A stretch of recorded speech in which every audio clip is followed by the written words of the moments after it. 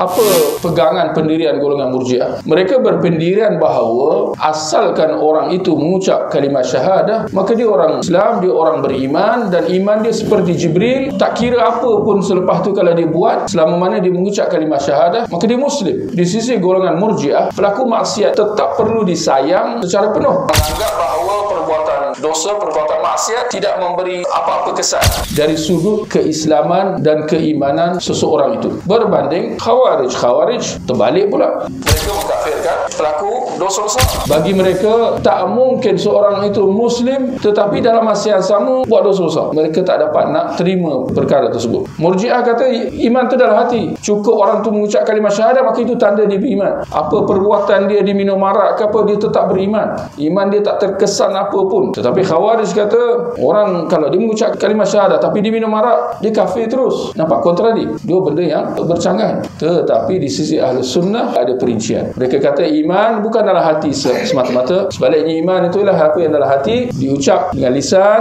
dan dilakukan dengan anggota. Itu bahagian yang pertama. Bahagian yang kedua, apa dia? Definisi iman. Dan iman itu boleh bertambah dan berkurang.